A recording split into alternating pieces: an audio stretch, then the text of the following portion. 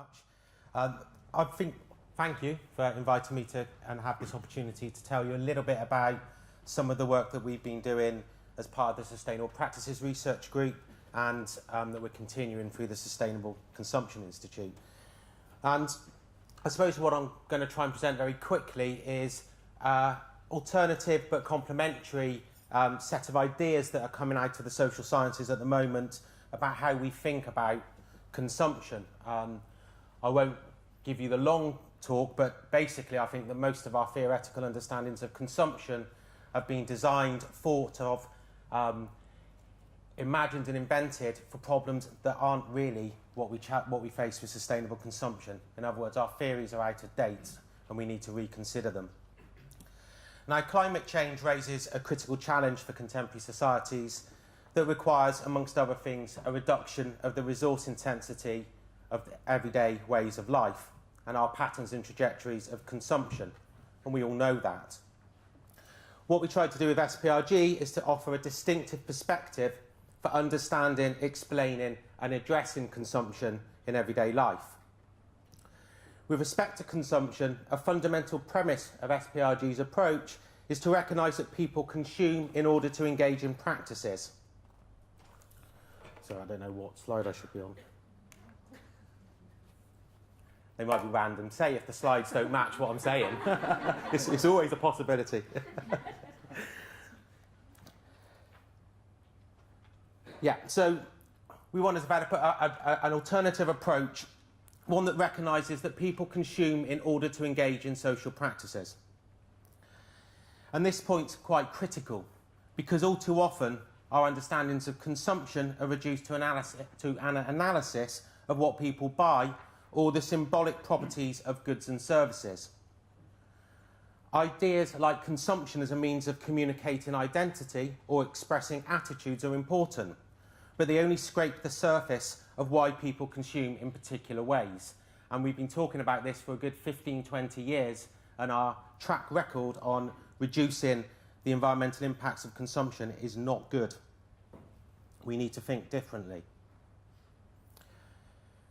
And most of the resource-intensive forms of consumption can hardly be explained in terms of the symbolic properties of goods or services. For example, people rarely consume electricity in order to signify their identities, and the ubiquity of resource-intensive goods like freezers and washing machines, or the emergence of air conditioning, are difficult to explain in terms of people's attitudes alone. It's also not enough to explain these ordinary and inconspicuous forms of consumption in terms of their usefulness or their utility value, especially of goods like the freezer, for example.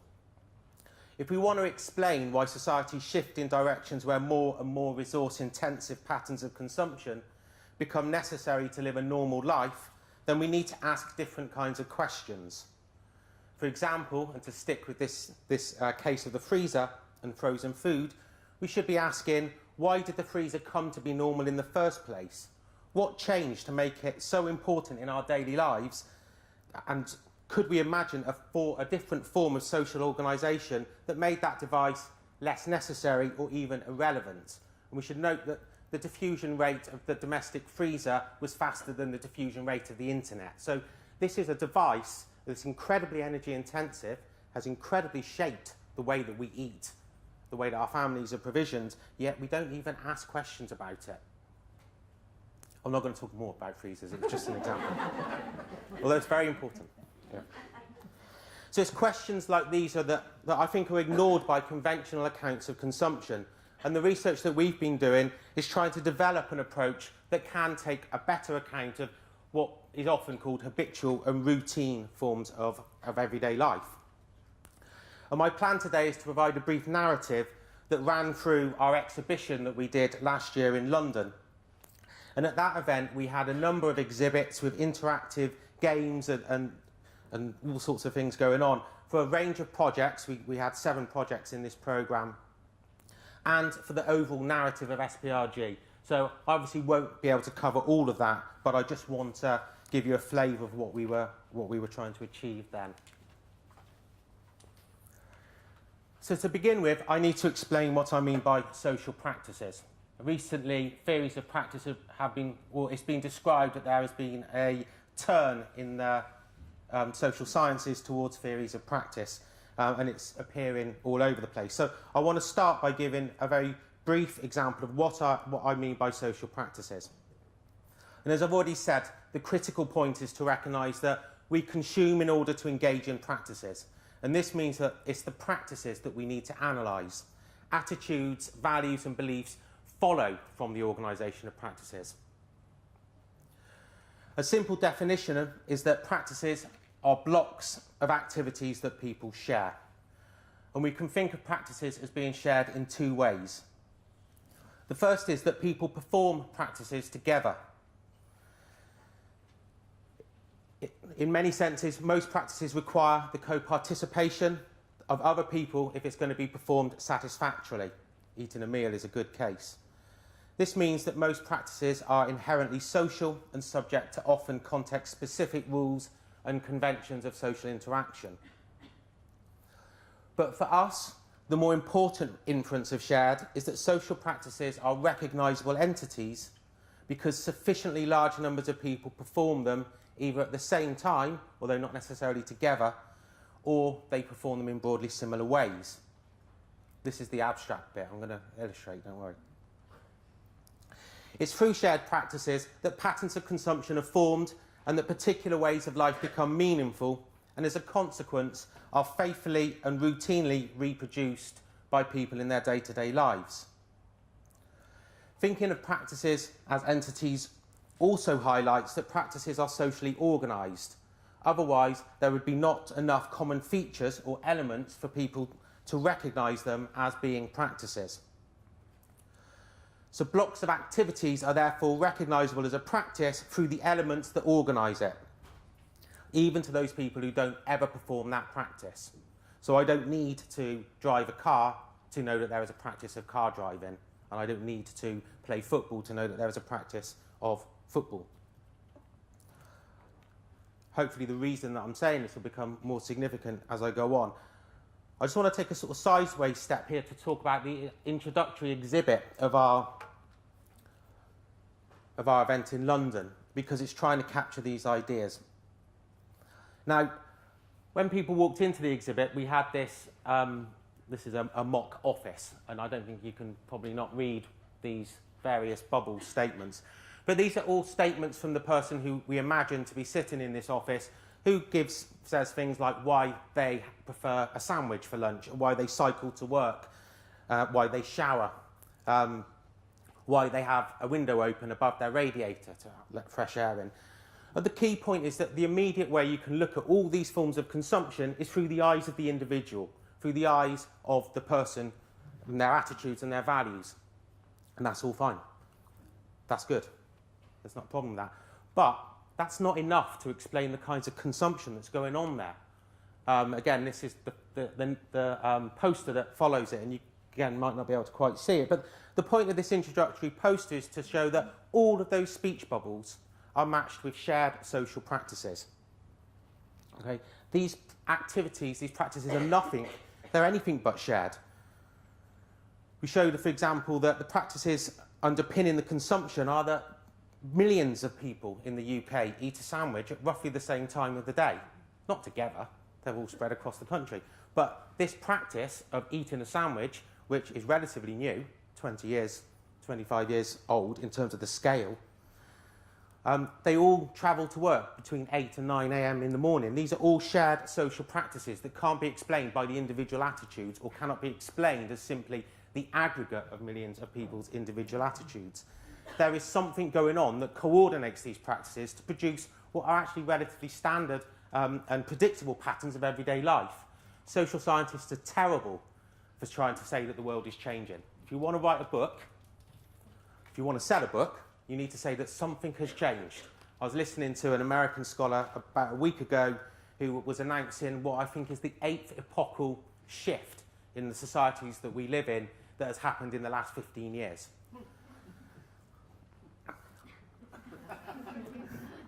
So part of the questions that we need to start to answer is how do things stay the same as much as how do they change?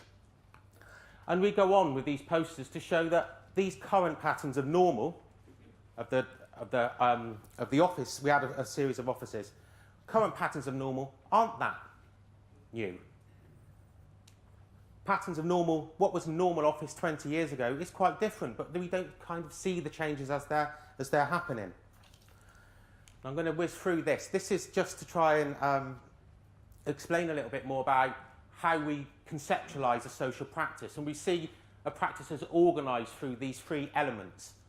Okay, and the research that we've done on how do you change consumer behaviour and an analysis of behaviour change programmes across the world show that you get success when you affect all three elements simultaneously.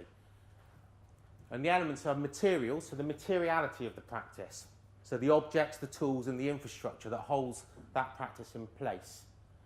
Competence, which is the knowledge, the skills, the know-how of performing that practice competently, and meanings, so cultural conventions, expectations and understandings about the practice that people engage in. And so far, I haven't been here the whole time, but quite a lot of the focus has been on how do you use communication techniques to affect competence and meanings, and I think that's quite important. Now, I'm running out of time, so I'm not going to go through all of the projects that we conducted. One of the projects was to look at, I haven't said that, I am going to quickly say something. One of the projects looked at patterns of water in the UK. Now, the problem that we have is that we understand water consumption in terms of the averages. So we know the average amount of water that households consume, and we approximate how that consumption goes ahead. In this project, what we did is we looked at the practices that consume the water in the first place, and then we were able to use those practices to then cluster and identify which social groups behave in particular ways when it comes to water consumption. And you started to see some really interesting patterning, which I'm not going to have time to go into, but for example, people who never put more than a half load in their washing machines, but never used a tumble dryer. So we can start to see some kinds of approximations of people trading off, if you like, good and bad environmental behaviours. And so you can see a patterning of practices of water, which might, which does enable companies like United Utilities to start thinking about demand for water consumption in quite different ways. I'm going to skip through drinking water, and I'm just going to say something about keeping cool, the project on keeping cool, which was focused on looking at air conditioning and the spread of air conditioning, which is on the rise. And the question, which comes back to the question about Airwick, I guess, is what is it that's happening that is making air conditioning not only increasing in UK, I mean, we don't need air conditioning at all. What's creating this demand for air conditioning? And why is it that over the last 20 years, we've gone from having a range of temperatures in our homes and offices to a standardisation around 22 degrees, which is actually ratcheting up the indoor temperature of the UK. What's going on? And this research started to look at the places in which air conditioning is being installed. Hotels, which is really interesting because hoteliers install air conditioning because they feel it's necessary to get the star rating that's required to attract American visitors, which they see as their core business. Nothing to do with whether or not anybody needs it. So air conditioning is being normalised as a quality in hotels through processes quite irrespective of consumer behaviour. Hospitals need design technologies to operate at 22 degrees because the building regulations say that the hospital should be operating at 22 degrees. And therefore, you need to operate the hospitals at 22 degrees to keep the very important equipment on intensive care units working, because a slight change in the temperature can mean those machines conk out. And we saw the same patterns happening in offices, where buildings are being regulated to allow computers to operate at their most sustainable level, which is at 22 degrees Celsius. So we have a world appearing around us in which air conditioning is becoming normal, in which consumers' behaviour need are quite some way off the margins. Okay, I'll finish with just some, we had a nice one about some houses and eating. But I'm just going to go to the end. So some of the sort of key points that we want to say here is that conventional accounts of behaviour change, which tend to focus on the change in the attitudes, values, and perhaps the prices and the promotions of goods and services, are not enough on their own. I'm not saying they're the wrong approach, just that they need to be supplemented and supported by a range of different activities, let's say. One is that we need a more systematic and coordinated policy frameworks to look at how practices are unfolding and changing over a period of time.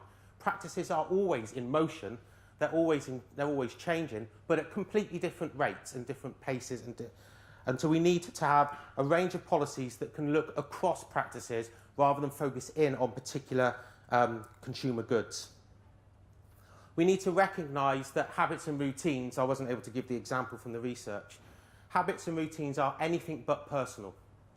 There's a tendency to represent habits and routines as a bit like an addiction. Even the United Nations once announced that they were going to have a CO2 anonymous to kick the habit of carbon, as if people can just do stuff like that. The research that we did shows that habits and routines are socially derived and culturally determined. Habits can change quite quickly, but individuals don't change their habits. If you move a person from England to France, or in the other direction, as our research showed, French people eat much less meat if they live in England, and English people eat much more meat if they live in France and take much longer over their lunch. So practices are always changing. So the real challenge for both businesses and policies is to understand those trajectories of change and tap into them. That's how we will end up shifting and perhaps avoiding some of those horrible stories around the emergence of a normal or a new normal around 22 degrees Celsius. I mean, we have government policies that are promoting 22 degrees Celsius in indoor temperatures at this moment. Huge, massive programs. We need to start to disrupt some of these trajectories that are locking us into future resource-intensive ways of life. And finally, we need a new evidence base. We need a new evidence base to start to inform us about what it is that underpins consumption and patterns and change in needs and wants. And we're not going to get that from asking people all the time what their attitudes are towards today's different environmental problems, because those attitudes and values will change. So my final example will be that when we think about food consumption is